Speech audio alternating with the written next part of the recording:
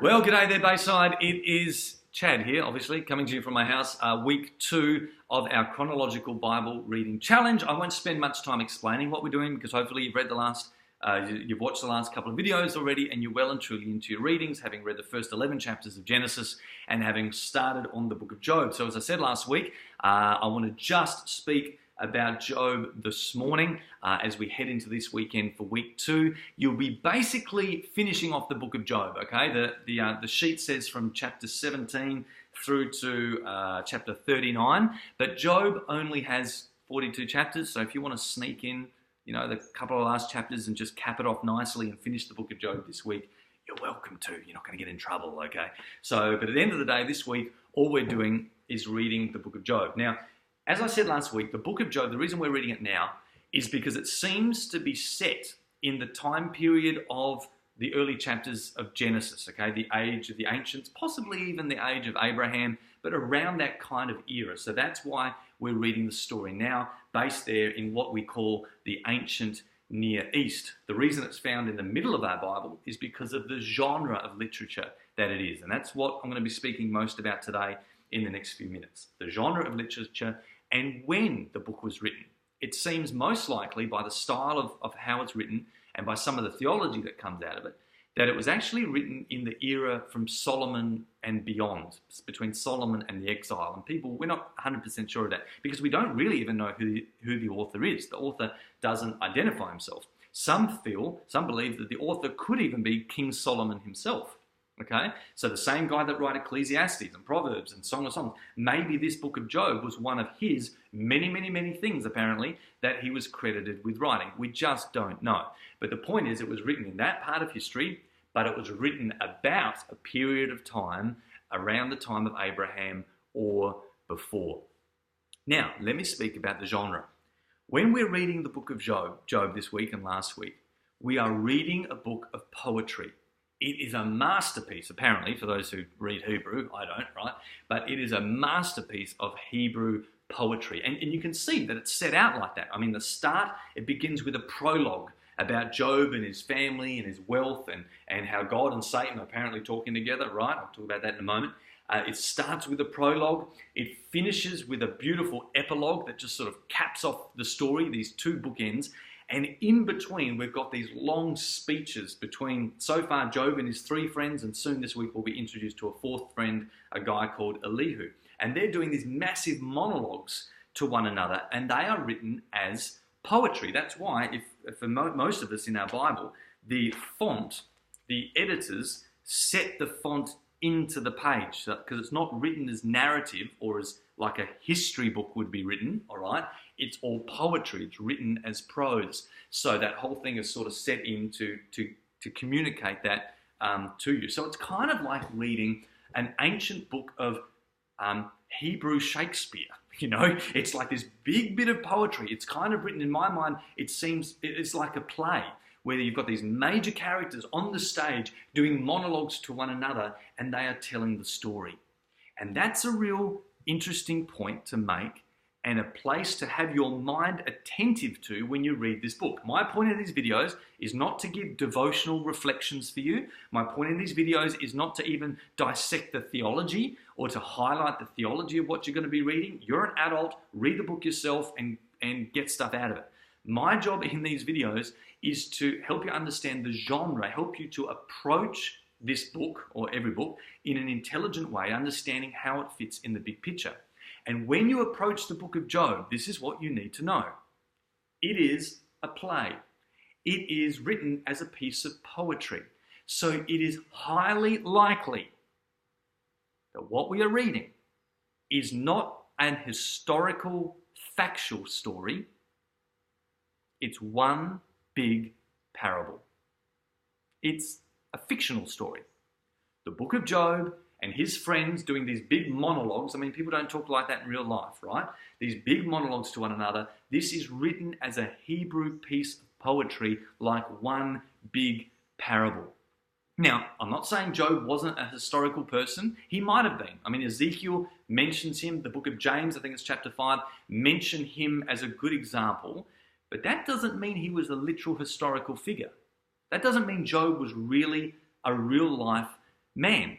I mean, he's not mentioned in any of the genealogies. You've got this significant figure that has this massive book devoted to him, and you'll never see his name in any genealogy. So he could very well be an entirely made-up figure. And you can Google stuff like this. People debate this and argue this. At the end of the day, it doesn't really matter, because the point is you can still take the story seriously without taking it literally. You can take it seriously without taking it literally, like Jesus' parables. You know, when Jesus, in Luke 15, says, there was a man who had 2 sons, and he tells a story of the prodigal son, right? When he says there was a man that had 2 sons, was there a man that had 2 sons? Was that a real historical story? Or was Jesus telling a parable? Was he making up a story in order to teach a lesson, in order to make a point? Now, of course, 99% of Christians, when you talk about the prodigal son story, will say, oh, it's a parable. It's the parable of the prodigal son. But go read Luke 15. Jesus doesn't call it a parable, and Luke doesn't call it a parable. You have assumed it's a parable. But you've done so on very good grounds, because it reads like a parable. It has the feel of a parable to it. You can kind of tell. Jesus doesn't have to say, or Luke doesn't have to say, then Jesus told this parable. It's kind of obvious, okay, that the prodigal son story is a parable that highly likely Jesus made up. Now, if you believe the prodigal son story is a true historical event, that there really was someone, on the front page of the newspaper that week that had that story, and Jesus was kind of retelling a real life story. If you believe that, I don't care, whatever. But the prodigal son story is highly likely a made-up parable that Jesus invented to make a point. And the same is true with the book of Job. It's a made-up parable. It's a made-up story of fiction that Solomon or someone else has created. They've written this play, this piece of poetry, in order to make a point. And that doesn't make it any less true, okay? Doesn't make it any less scripture. You can still, like the prodigal son story, you can still take it very seriously and get the author's intent, the author's message, without having to take it literally. We don't have to do that. That whole thing is a very Western Greek way of thinking. This is a book of Hebrew poetry, and if you believe it's a parable, if you believe it's real life, that's up to you. I don't really care. I'm just saying the way that it's written lends many people to believe that it is a parable, okay? It's one big parable in order to communicate a point. And when you understand that, it helps you to be very careful and cautious. It helps you to be aware, okay, of some of the conclusions that you might make when reading it. You see, the nature of a parable is to set a picture. It's to paint a big picture story, to draw people into a narrative, to draw people into a story so that the storyteller can make 1 or 2 big points. So Jesus did that with the parable of the prodigal son. He tells this story. He paints this picture so at the end he can make the point about the big brother, being the first century Jewish people. Or you can make a point about the younger brother, being the Gentiles that are coming in and God's celebrating them. So the whole picture around the pigs and the prostitutes and the parties and the claiming his inheritance and all that, we're not meant to read too much into those details. That's just there to paint the picture, to draw people in. And it's the same with the book of Job. It's a big parable. That means that when you read, I'm saying that all that to say this, when you read something like the introduction, where it talks about God and Satan having a little chit-chat, okay, about Job. Satan rocks up to God's house, for a cup of tea, and they're just talking about, and God says, Job's a good bloke, why don't you have a go at him? Why don't you give him hell for a while? You read that and you think, what the heck? Listen, that relationship between God and Satan, of God giving permission, of God just saying, oh yeah, Satan, have a go at one of my guys for me, just give him hell for a week. That relationship between God and Satan is not described like that anywhere in the Bible, okay? And I believe the reason for that is this: it doesn't exist. That is not a true account of God and Satan relating. That is just the way the author is setting up the story to draw people in to make his main point. So when you read a parable, when you read a parabolic story, you're not meant to take every detail literally, and you're certainly not meant to build theology or come to theological or doctrinal conclusions based on the surrounding narrative that sets up the story. So if you've started Job this week and you've seen, Satan approaching God and God inviting him to have a go at someone. If you thought, well, wow, I wonder if God will do that to me one day.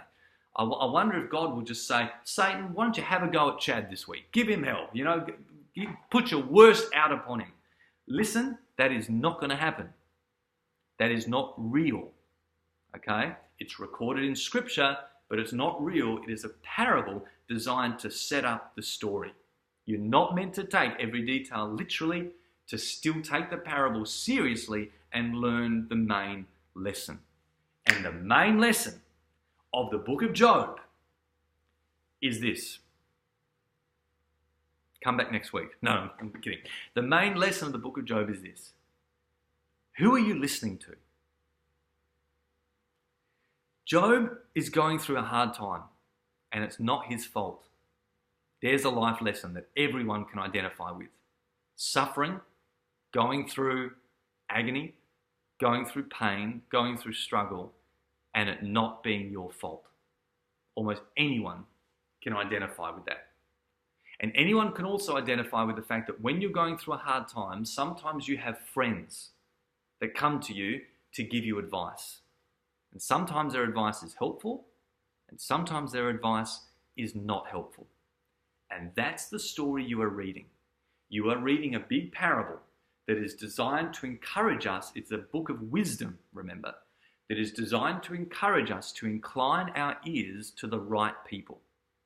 At the start of this year, here at Bayside 2018, my first message for the year, I spoke a message about wisdom for 2018. Some of you might remember that. And I used Proverbs 20:18, all right, bit of a joke.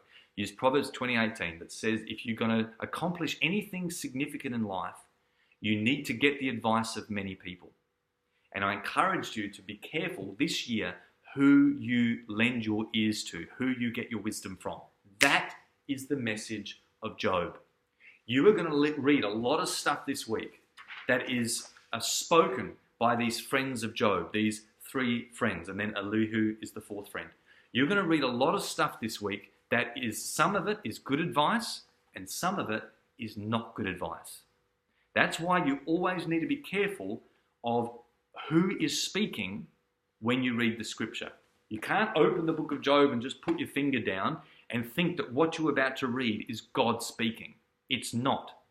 The scripture is being recorded by God. All scripture is God-breathed and is here for a purpose. But some of the words you read this week in Job are going to be false. It's going to be bad advice. And we see that at the end of the story. When God says to Job, or God says to the 3 friends, there's a bunch of stuff that you guys have told Job in all these chapters that was wrong. And the reason it was wrong is because you don't know me properly. So be careful. As you read the book of Job this week, don't come to significant theological conclusions and don't think that everything that you are reading is good advice. You'll find out at the end of the story that some of it was not good advice. All right.